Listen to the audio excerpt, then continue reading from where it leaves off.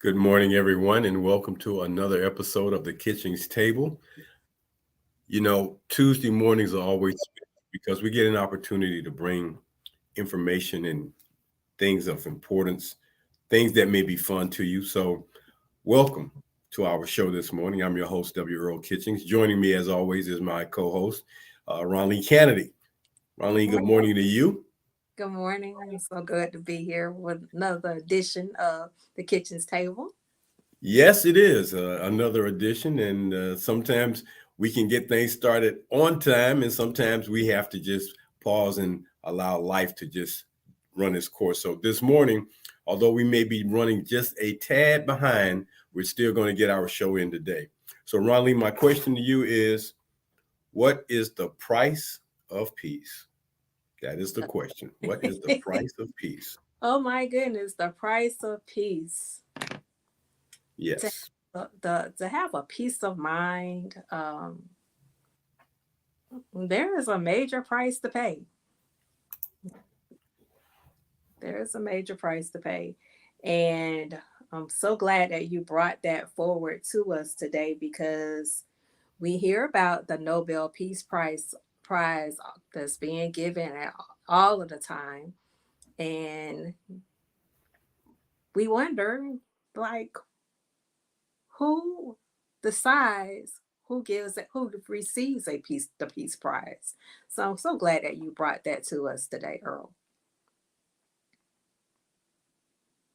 Well, Ronleen, in this day and time when we're looking at things going on across in the world and around the world and in countries where there seems not to be any peace, I find it kind of interesting that we can talk about peace in one respect, but today I'm not specifically talking about peace because of war, because as we found out from the song and from the movie with Jackie Chan and Chris Tucker when they made and repopularized the song War, what is it good for?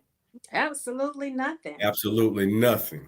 And another song that sticks with me that has, I heard it as a child, and it still sticks with me today.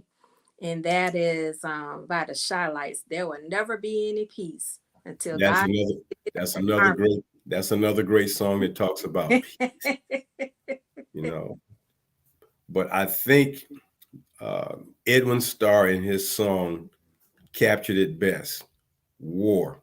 What is it good for? Absolutely I, nothing. I don't think anyone has come up with a real good answer yet. Mhm. That song, the lyrics to that song capture what war is, what it does, the aftermath, the after effects. But today, we're going to talk about that other piece. And that other piece I'm speaking of is the Nobel Peace Prize. The Nobel Peace Prize. And this award was established by the will of Swedish industrialist, inventor, military armaments manufacturer Alfred Nobel. And the prizes are in the areas of chemistry, physics, physiology, or medicine and literature. And since 1901, many of these Nobel Peace Prize awards have been given not only to individuals. Some people may not recognize and realize the fact that this award is not just an individual award, but it is also given to organizations. And later on in our show today, I'm going to go over a few of the people and organizations that have won this prize within the last 10 to 20 years. Not going to take you all the way back to 1901. That's a long time. That's a lot of people. But uh, this gentleman, Alfred Nobel, decided to create an award to recognize people for their extraordinary efforts to make a difference in the world in a particular discipline. And the way this works is there is a committee called the Norwegian Nobel Committee, a 5-person committee, and they are appointed by the parliament of the country of Norway. They are appointed. And it's presented in Oslo, Norway, at the University of Norway. And it has been a very prestigious, very prestigious, very prestigious award. And what it definitely does is it stays away from politics. It makes an effort. You didn't hear the word politics mentioned in those 5 prizes. And there's a reason for that, because politics is politics. I was about to say politics is almost similar to what is it good for, but it does have its pluses, but that is not one of the things that is included. So Mr. Noble, in his will, said the Peace Prize shall be awarded to the person who in the preceding year, in the preceding year, not this year, in the preceding year, shall have done the most or the best work for fraternity between nations, for the abolition or reduction of standing armies, and for the holding and promotion of peace congresses. He wanted things to change. He wanted there to be a way to engage people and get them to want to make a change. And this prize is presented to 5 people annually. And he, based on what they're saying here, he didn't leave an explanation for choosing peace as a prize. He was a trained chemical engineer. Obviously, being an engineer, chemistry, physics, those things have a lot to do with what's going on in the world at times. But there's no really substantiated reason as to why he wanted there to be peace prizes. But no matter, after over 100 plus years, it doesn't matter the who, what, wins, and why. Not why this is done, but the fact that it's done, that someone had enough foresight, enough vision to see that something like this, an award like this, something this prestigious, and it is a prestigious award. And when we think about the people who we can recall who have won this award, and they don't hit the top of our head. It's not people that we can think of right off the top of our head. And for those who we do know that have won this award, based on the category of peace, they are quite outstanding individuals. And in reading this information about Mr. Noble, it is pointed out that the reason why he probably, or maybe the reason that he probably came up with this idea, may have been a way to compensate,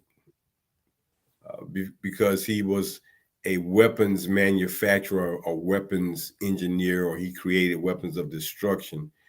And his inventions included dynamite, and these are very violent, very destructive things that he invented. And of course, they have their places. Balisite is another one of his invention, and it was used in the war. And they thought maybe because of this, he wanted to find a different way or find a way to, basically, as they said, compensate for destruction. So he thought maybe having these awards.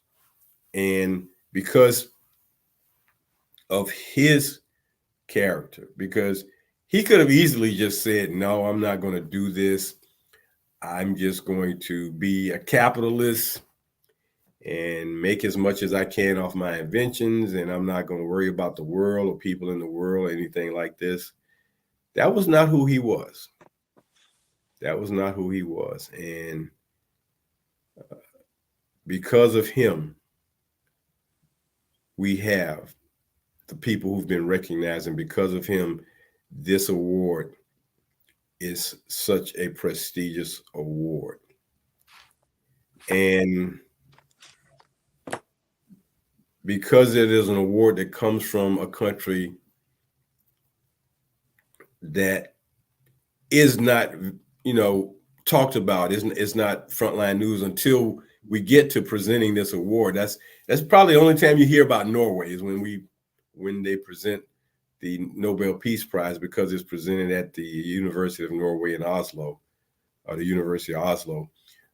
You don't hear about it, but it comes up, and we are grateful because this gentleman just had a vision. And you know, when you think about the fact that he probably did not recognize the fact that there would be two significant wars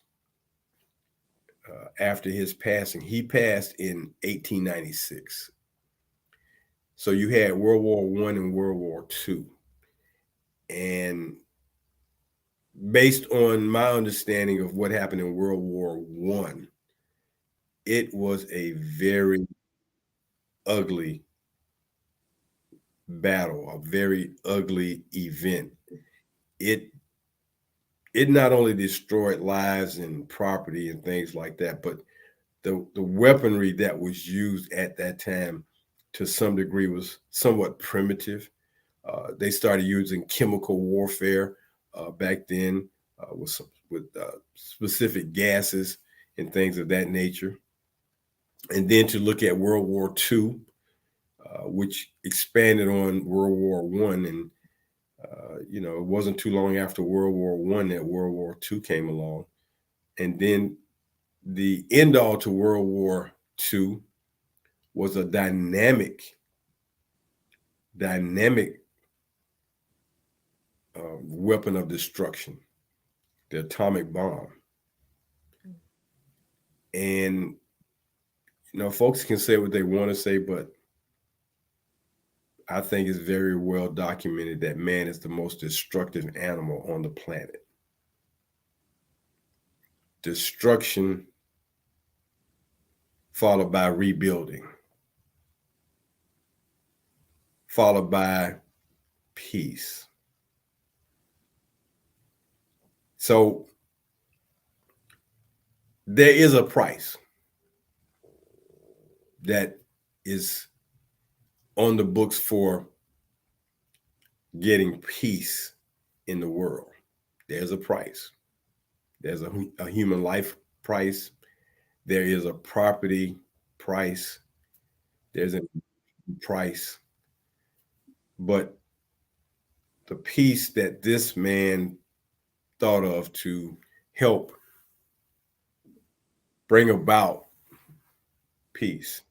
And we talked about songs when we opened up the show today, Ronlene. We talked about the song War. What is it good for? But what about this that John Lennon made? What about that song? Give peace a chance. All we're saying is give peace a chance. And when I think about what's going on in the world today, in 2023, it doesn't seem like peace is being given a chance because you have people who are hell bent on destruction and taking over and subjecting people to their wills. So the countries that are now embattled and embroiled in these conflicts, there is no peace. They don't even want to talk about peace. They rather just destroy things. And, we'll rebuild it later, maybe. Maybe we'll get some peace. I don't know. Is there going to be some kind of peace of mind? That's a different kind of peace. PIECE. That's a different kind of peace of mind. I'm. It's just very ironic that there have been songwriters who have put words to music to make a difference in society, in humanity, to stop all the conflicts and the confrontations. Give PEACE a chance. Work together. It's a lot of work to be done. And in a time where we're looking at global warming issues, we don't have time for war when the world is destroying itself from another aspect. When the oceans rise and start covering up land and cities start becoming underwater, they're underwater, they're flooded, and the wars won't even make a difference anymore because now you're in a panic to resolve this issue. And instead of being proactive to come up with ways to help humanity, you know, avoid humanity destroying itself, humanity rather create chaos. Chaos. So I'm happy to know that a man had this kind of foresight. And before I get into our discussion on how nominees are and nominations are made in the selection process, Ronleen, just real quick, what are your thoughts and feelings about this great man who had a vision and his vision continues to live? So, of course, I had never thought about the Nobel Peace Prize in a manner that you are bringing it out today. But when I think about his vision, when I think about the things that I wanted to do, where I'm doing it now, but when I started thinking about the legacies that I wanted to leave behind for my family, where it involves education and why that is so important to me. And when I think about this man's vision about the Nobel Peace Prize, I don't know if you remember, I think his name is Mahatma Gandhi, but his, Mahatma Gandhi, yes. yes, but his, I think he had been nominated so many times, and then finally, when he did receive the recognition for the Nobel Peace Prize, I think they ended up taking it away from him because he had died by this time. So, I didn't get into the controversy or whatever, but I do remember the controversy behind that. And to hear, to be talking about it today, a man with such a vision, and I think about all of the other awards that has been given to people for the peace that they've brought. And listening to the news today about some of the people that are being released from, I think it's whatever this war going on now with Hamas and Israel, that they were able to go back home. And as you said, we have no business trying to engage in anything war wise. I think we are people with great understanding. We should be able to sit down at the table and resolve things without having to go through the conflict of war and taking innocent lives because of it, because that's all it's doing. I think the issues for resolving that, as we talked about before, money and power. War seems to be the solution, but it shouldn't be the solution at all. So to think about the contributions that Mr. Nobel said, hey, literature, to include literature in that, I was sitting there thinking, like, okay, why literature? I understand medicine because that's solving problems, but literature, the power of words, the power of thoughts, the power of resolution, the power of a law. So my hat goes off to him. I salute him today, and thank you so much for bringing this to the forefront, because it just gave me a reason to think, about the things that I want to do for myself and my family and the world. Period. Of trying to make this a better place. Well, thank you for your comments, and definitely, you touch on that one subject area, one topic area, literature. What can be more peaceful and bring more resolve than words? Words for the spirit, words for the mind, words for the heart. Poets write words that touch our lives, touch our souls, touch our hearts. Those people who write poetry and write words of meaning. And it's interesting, Ronleen, that you brought out literature, uh, because we're talking about things written, words, books, literature, poetry. And what just came to mind was, a different type of poetry, still literature in one aspect. And I know some people might not see it from this particular perspective. However, when we talk about literature, and as you so well put it, words, writings, when you move literature to the other L word, lyrics, literature, lyrics, they overlap to some degree. Yes.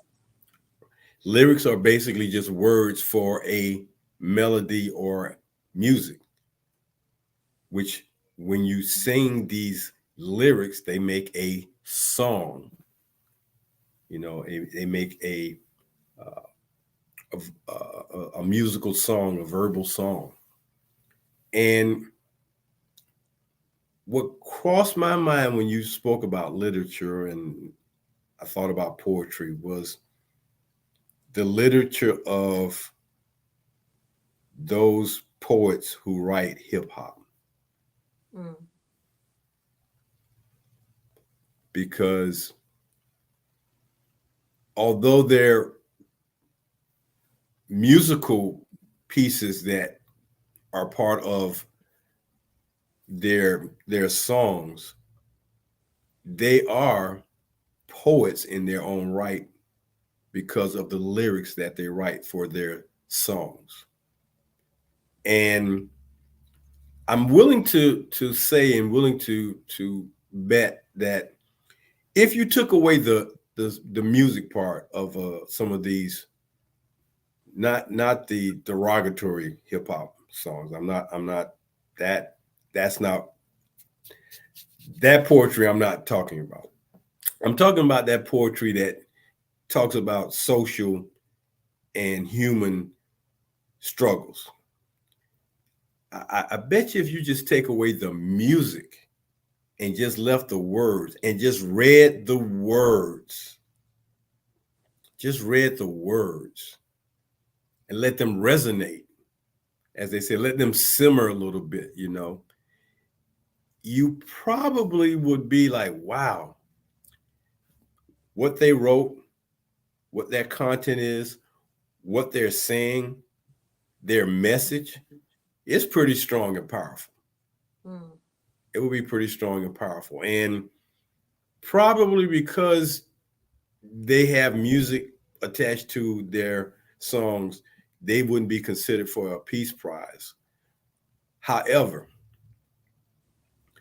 I'm thinking that some of these prolific hip hop artists and rap artists, hip hop rap, if you take away the music and just read their words, I wonder if they would be considered for this prize because their literature, i.e., lyrics and literature to me have a connecting value. So I bring that forth simply because when you talked about literature, it's like of all the things that he had as categories, the last one was literature. However, there is this other one called peace. The Nobel Peace Prize presented to people who are trying to make a difference in humanitarian peace. So I'm going to get back to our nomination.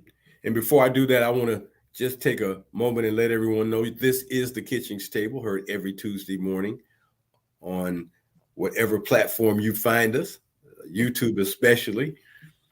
And we are happy to be with you on Tuesday mornings to bring you something different, hey Ronleen, a different type of cup of coffee Yes.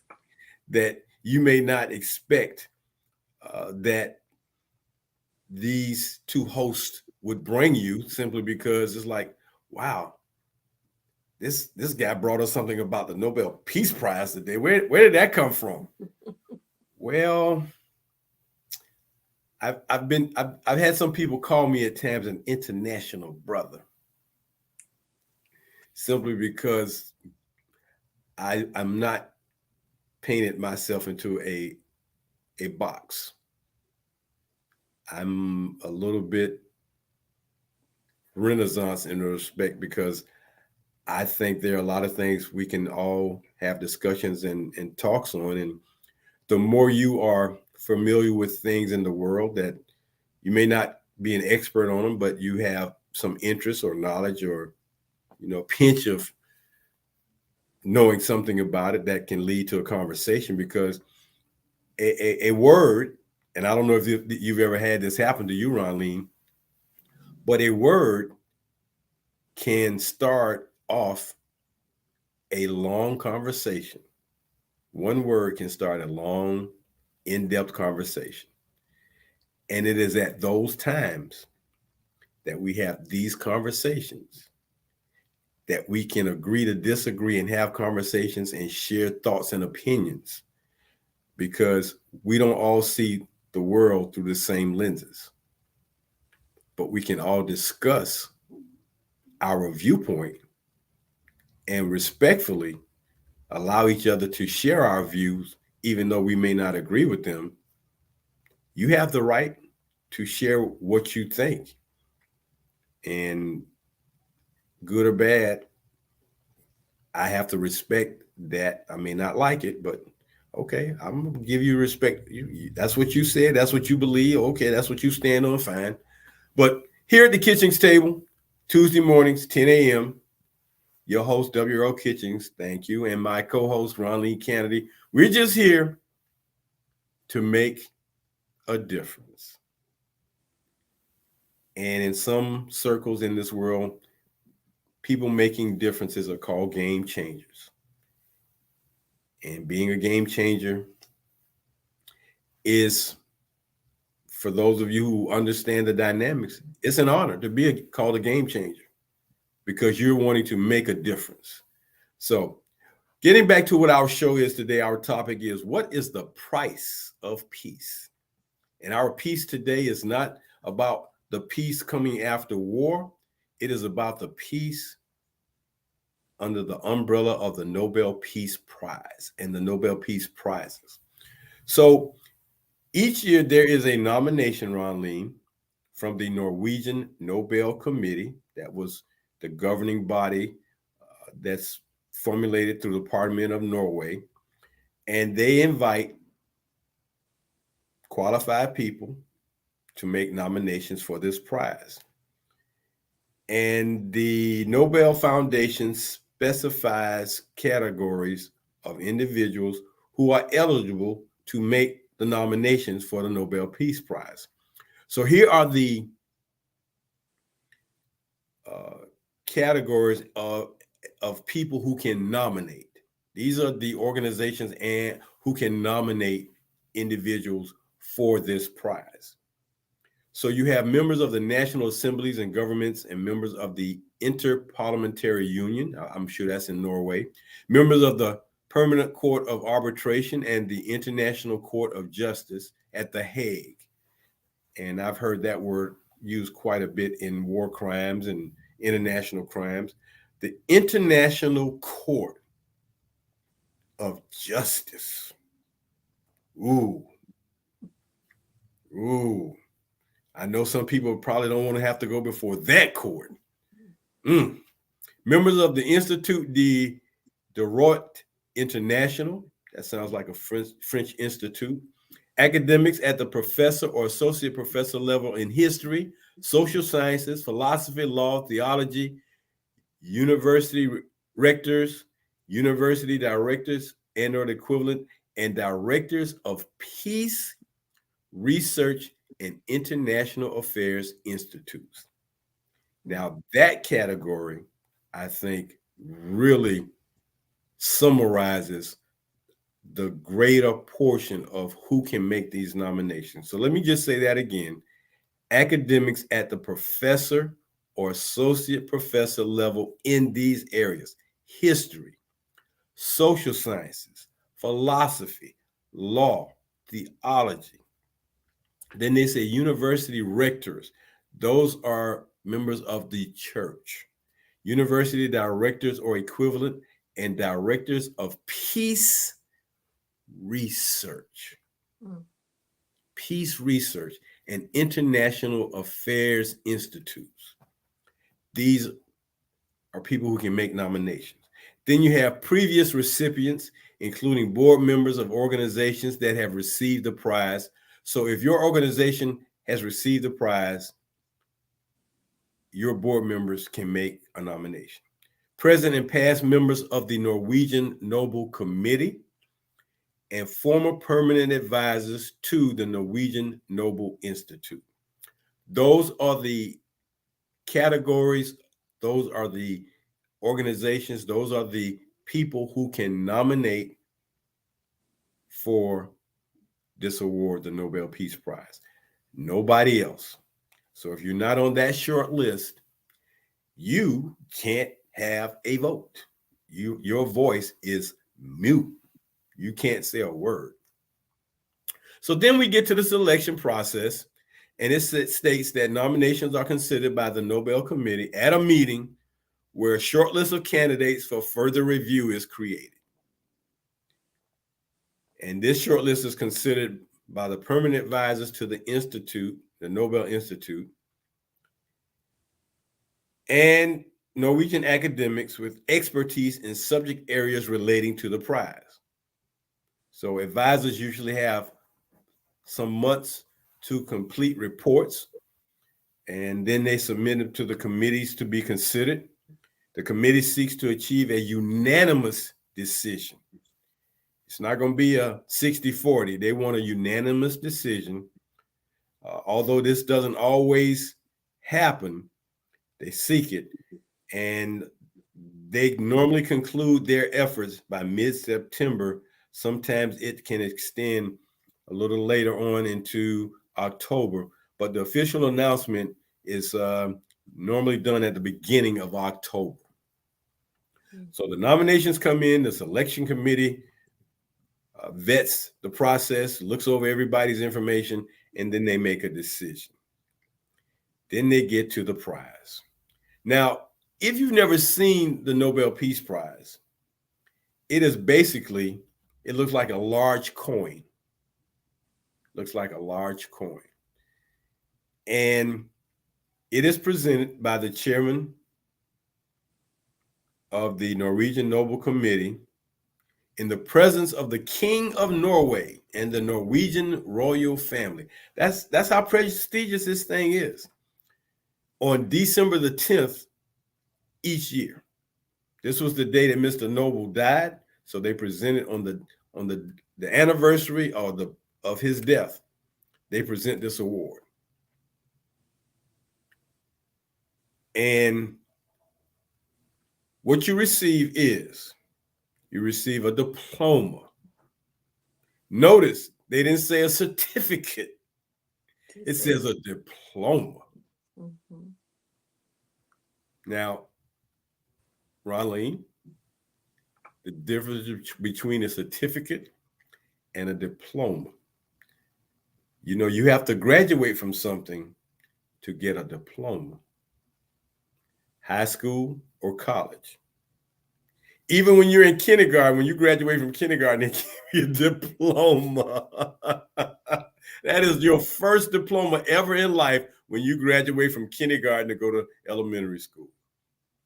So you receive a diploma, a medal, and the medal has his image, his head embossed in the coin, and a document confirming the prize amount. Ask me the question, Ronleen. Prize amount?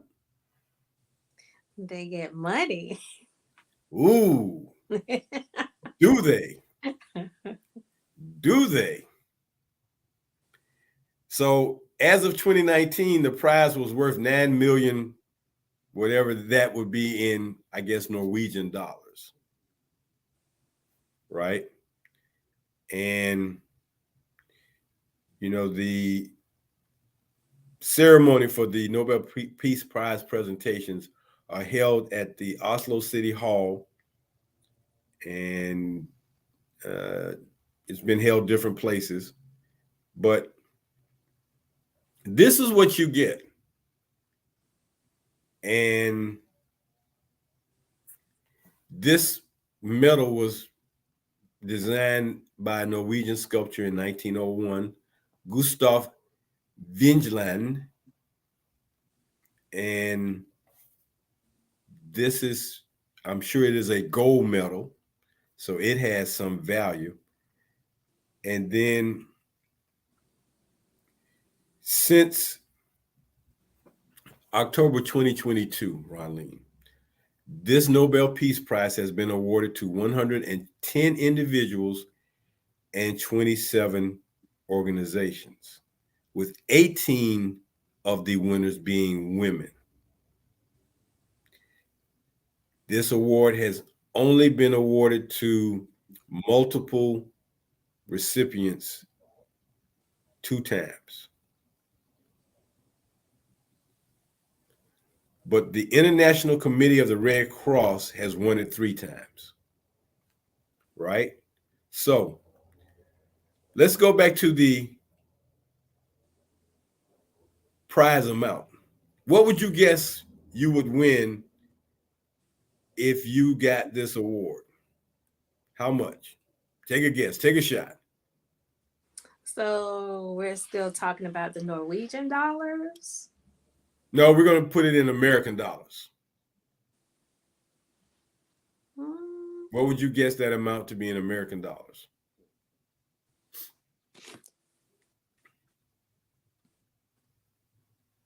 I would say it'll still be. I don't know the currency for that, how it's weighed or whatever, but I'm thinking it'll be a substantial amount of money.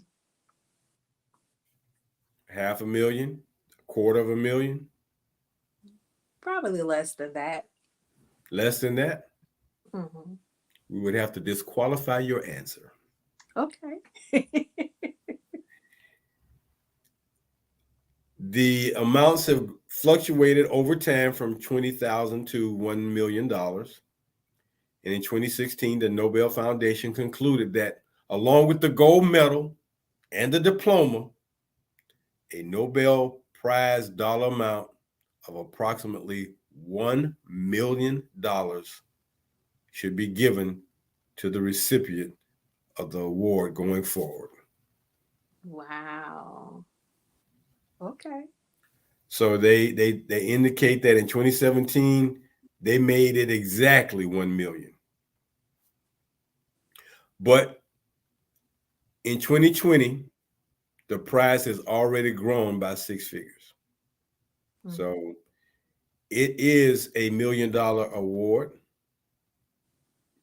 and that amount would do a great deal for any individual or organization who is wanting to make a difference. So, real quick before we get to your can you still see me? I can. Okay. Before we get to your Black History Month, I mean Black History Acknowledge. individual, Yes. yeah, the recognition. So let me just go real quick through a few of these over time. In 2023, Narges Mohammed from Iran received this award. She was born in 72, and she was given this award for her fight against the oppression of women in Iran and her fight to promote human rights and freedom for all. That's 2023. Then in 2022, Peace Prize laureates represent civil society in their home countries. Belarus, Russia, and Ukraine, you had uh, winners from those countries. And it seems like over the last decade, many of the awards are being given in the areas of fighting peace or fighting hunger or conditions of human uh, tragedies or human problems. The World Food Program in 2020 won this award for its efforts to combat hunger, for its contribution for bettering conditions for peace in the conflict affected areas, and for acting as a driving force in efforts to prevent the use of hunger as a weapon of war and conflict. Mm-hmm. Using hunger as a weapon of war and conflict. That's going on today, starving people so that, they can't fight. Then in 2018, Nadia Murad from Iraq and Dennis Mukwege of the Democratic Republic of the Congo were awarded for their efforts to end the use of sexual violence as a weapon of war and armed conflict. So you got hunger and you've got sexual violence as ways of, dealing, making as weapons of war and conflict. So there have been many, some of the countries, Colombia, Tunisia, Pakistan, India, the Netherlands, Yemen, China. In 2010, I'm not going to even try to mess up this guy's name. This gentleman from China was awarded the Peace Prize for his long and nonviolent struggle for fundamental human rights in China. Okay. Uh, but in 2009, Ronleen, who was the Nobel Peace Prize winner? That would be the former president, Barack Obama. Barack Hussein Obama. and a lot of people don't really understand why he got a Peace Prize. He had just become the president. Why did he win a Peace Prize? Here's the answer: for his extraordinary efforts to strengthen international diplomacy and cooperation between peoples with an S. Peoples with an S. In 2007, Al Gore won the Peace Prize for his efforts to build up and disseminate greater knowledge about man-made climate change and to lay the foundations for the measures that are needed to counteract such change. Those two things happened. Those awards happened within 2 years of each other. a vice president and a president from the United States who are game changers. So the list is extensive. It just goes on and on and on. And again, when you look at why some of these people won these awards, uh, for the better organized and more peaceful world, for a peaceful solution to the conflict in Northern Ireland, for their work toward a just and peaceful solution to the conflicts in East Timor, for their efforts to create peace in the Middle East, Yasser Arafat of Palestine, Yitzhak Rabin of Israel, Shimon Peres of Israel. You have these leaders from these countries, the Dalai Lama of India for advocating peaceful solutions.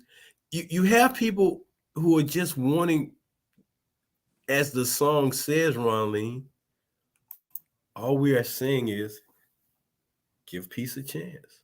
Your piece of jam. With that, I'm going to let you have your moment. Well, thank you so much today for bringing that, because that has done a lot for me in just when you talk about peace, and especially with the wars today. And when I think about my person that I wanted to bring to light is the Reverend Doctor or Ambassador Andrew J. Young. He was born in March 1932.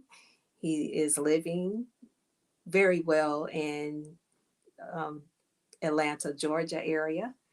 And he began his career as a pastor and then a leader in the civil rights movement. And today he's still fighting that good fight. He's still fighting that good fight.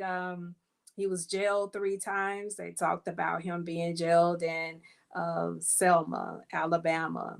Um, that and During the civil rights movement, being jailed in St. Augustine, Florida, and it was another place that he was jailed. Um, So when you think about the leaders and him fighting with Martin Luther King, of them walking that walk, trying to protest non-violently, we want to just say today, this is no time to be sitting on the sidelines. We still have things that we need to bring forward to light. And we see a lot of changes, but there are a lot of changes that still needs to be made. And so we thank you for listening to us today at the Kitchens Table. And we want to give you something to think about, something to fight for. Get out there and vote. Do your due diligence. Also, make sure before you vote anybody into office, make sure they're worthy of being there, because remember, they're fighting for your rights, supposedly. And we don't want anybody in office anymore. We know what that looks like with these hidden agendas. So, Earl, I turn that over to you. Well, in addition to Dr. Reverend Young being that person on the civil rights front, he was the second architect of the remaking and the rebuilding and the raising the city, the capital of Georgia, up to what you see in this day and time in Atlanta. He was the mayor right after who I will always profess to be the greatest mayor of any city I've ever known, and that was Maynard Jackson. After Maynard Jackson served his time in office, Andrew Young became the mayor of Atlanta. And because of his international connections by being the former ambassador to the United Nations, I'm under former president and former governor Jimmy Carter of Georgia. He brought the international flavor to the city of Atlanta. And he followed the blueprint that Maynard Jackson had put down. And between those two men, what you see in Atlanta is what they put down as a blueprint. So we are very thankful and grateful for Maynard Jackson, and definitely former mayor, former ambassador, uh, minister, and Dr. Andrew Young. Well, folks, that's going to do it for us today. I know we get a little long-winded sometimes, but we just got to try to get it all in because we just think it's so important we give you as much as we can. We want to pour as much as we can into that brain of yours today until next time. So for Ronleen Kennedy, I'm Earl Kitchings. And until next Tuesday morning, and you know, Ronleen, next Tuesday is a fun day, Is it? October 31st. Okay. Okay, that's what next Tuesday will be. So until next Tuesday, we will say so long for now. And as always, do something good for somebody else today. Take care, everybody. Have a great week. Goodbye now.